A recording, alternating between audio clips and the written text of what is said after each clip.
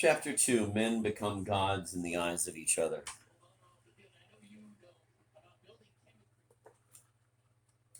Every hero of a novel expects his being to be radically changed by the act of possession. In remembrance of things past, Marcel's parents are reluctant to let him go to the theater because of his poor health. The child cannot understand their hesitations. Anxiety over his health seems ridiculous in comparison with the enormous benefits to be gained from the performance.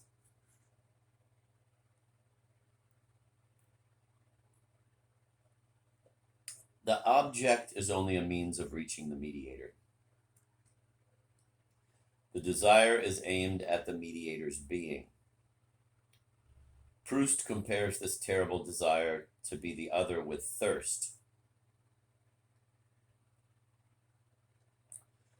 Quote, thirst like that which burns a parched land, for a life which would be a more perfect drink for my soul to absorb in long gulps, all the more greedily because it has never tasted a single drop, end of quote.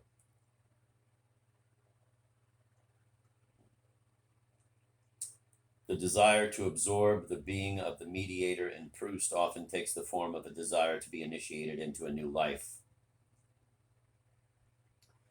An athletic life, or a country life, or a life, quote, without routine, end of quote.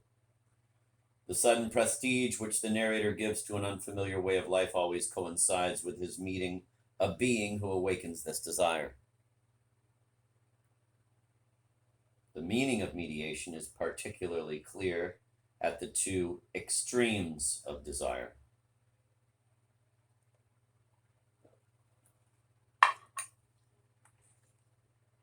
Don Quixote shouts the truth of his passion to us, and Pavel Pavlovich can no longer hide it from us. The intermediate stages are harder to detect, but the desiring subject wants to become his mediator. He wants to steal from the mediator his very being of, quote, perfect knight, end of quote, or, quote, irresistible seducer, end of quote. In love and in hate, this purpose does not change. The hero of Notes from the Underground is jostled in a billiard saloon by an unknown officer and is immediately tormented by a terrible thirst for vengeance. We could consider this hate, quote, legitimate, end of quote, and, quote, rational, end of quote, were it not for the revelation of its metaphysical significance in a letter written by the underground man to overwhelm and beguile his offender. I composed a splendid, charming letter to him, imploring him to apologize to me and hinting rather plainly at a duel in case of refusal. The letter was so composed that if the officer had had the least understanding of the good and the beautiful, he would certainly have flung himself on my neck and have offered me his friendship. And how fine that would have been! How we should have got on together!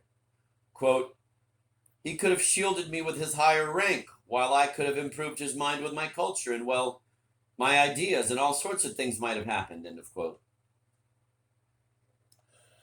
Like Proust's, Dostoevsky's hero dreams of absorbing and assimilating the mediator's being.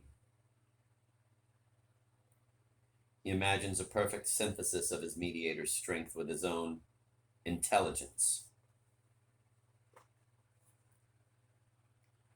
He wants to become the other and still be himself. But why does he have this desire, and why does he prefer this particular mediator when he could choose another? Why does he choose this model, idolized and spurned so hastily and so uncritically? The wish to be absorbed into the substance of the other implies an insuperable revulsion for one's own substance. The underground man is in fact puny and sickly. Madame Bovary belongs to the provincial middle class. One can see why these heroes would wish to change their being. If we consider all the heroes individually, we shall be tempted to take seriously the excuses they give for their desires.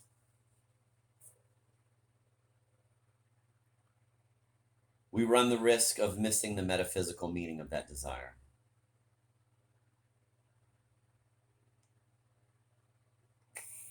To grasp this metaphysical meaning, we must look beyond the individual cases and see the totality. All the heroes surrender their most fundamental individual prerogative, that of choosing their own desire. We cannot attribute this unanimous abandonment to the always different qualities of the heroes. For a single phenomenon A single cause must be found.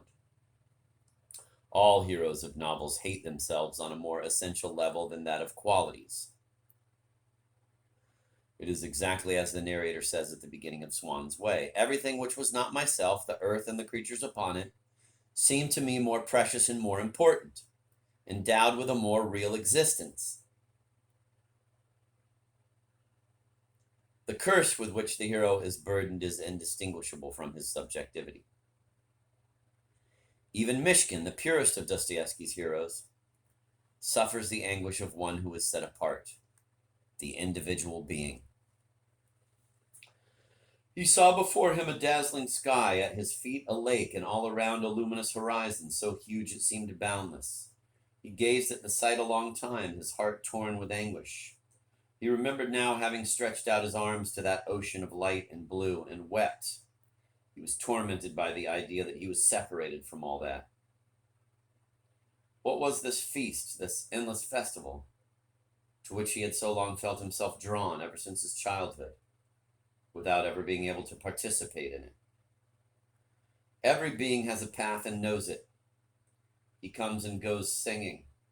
But he alone knows nothing and understands nothing, neither men nor the voices of nature, for he is everywhere a stranger and an outcast.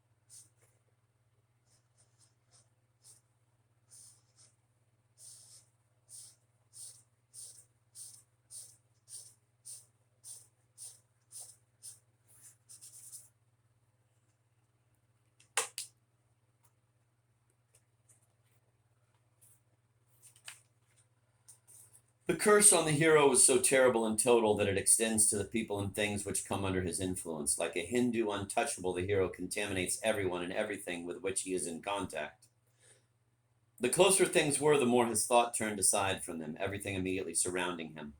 Boring countryside, bourgeois idiots, mediocre existence, seemed to him an exception in the world, trapped by some accident, while beyond stretched as far as the eye could see an immense land of happiness and passion.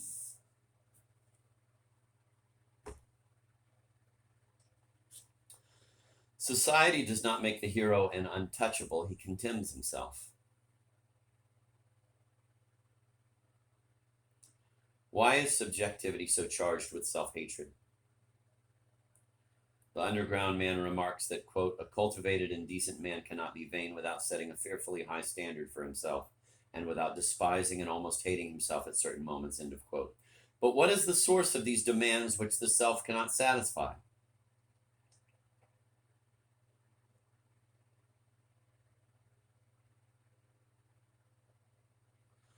They cannot originate in the self. An exigency arising from the self and bearing on the self must be capable of being satisfied by the self. The subject must have placed his faith in a false promise from the outside.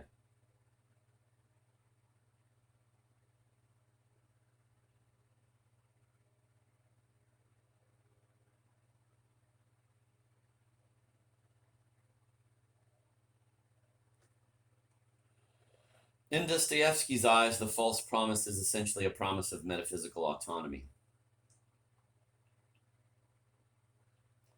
For 2 or 3 centuries, this has been the underlying principle of every, quote, new, end of quote, Western doctrine. God is dead, man must take his place, pride has always been a temptation, but in modern times it has become irresistible because it is organized and amplified in an unheard of way. The modern, quote, glad tidings, end of quote, are heard by everyone. The more deeply it is engraved in our hearts, the more violent is the contrast between this marvelous promise and the brutal disappointment inflicted by experience. As the voice of pride swells, the consciousness of existence becomes more bitter and solitary.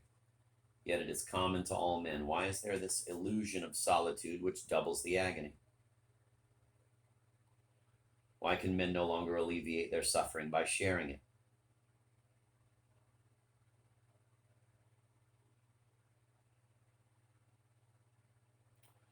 Why is the truth about all men locked up in the deepest recesses of each individual consciousness?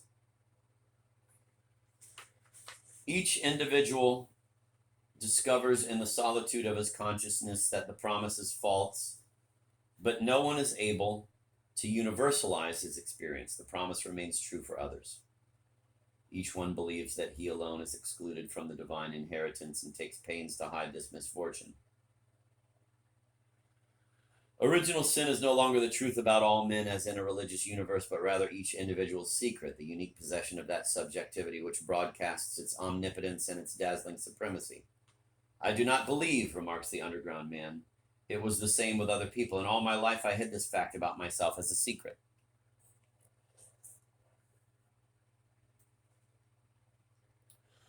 The bastard, Dolgoruki, offers a perfect example of this dialectic of the broken promise. He bears the name of a very well-known princely family. This identity of name subjects him to endless humiliating mistakes, a second bastardy which is added to the first. What modern man is not Dolgoruki, the prince, to the others, and Dolgoruki, the bastard, to himself? The hero of a novel is always the child who was forgotten by the good fairies at his baptism. Everyone thinks that he alone is condemned to hell, and that is what it makes it hell. The more general the illusion, the more glaring it becomes. The farcical side of underground life is revealed in this exclamation of Dostoevsky's anti-hero. Quote, I am alone, and they are together, end of quote. So grotesque is the illusion that a crack appears in nearly every existence created by Dostoevsky. In a brief moment of insight, the subject perceives the universal deception and can no longer believe in its continuance.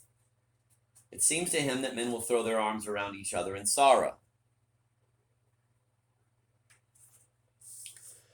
But this is an empty hope, and even the man whom it arouses soon becomes afraid that he has given away his horrible secret to the others. He is even more afraid of having betrayed it to himself. The humility of a Mishkin at first seems able to penetrate the armor of pride. The interlocutor opens his heart, but is soon overcome with shame. He loudly proclaims that he does not wish to change his being and that he is self-sufficient. Thus, the victims of the modern gospel become its best allies. The more one becomes a slave, the more ardently one defends slavery. Pride can survive only with the help of the lie, and the lie is sustained by triangular desire. The hero turns passionately toward the other, who seems to enjoy the divine inheritance. So great is the disciple's faith that he perpetually thinks he is about to steal the marvelous secret from the mediator. He begins to enjoy his inheritance in advance. He shuns the present and lives in the brilliant future. Nothing separates him from divinity, nothing but the mediator himself, whose rival desire is the obstacle to his own desire.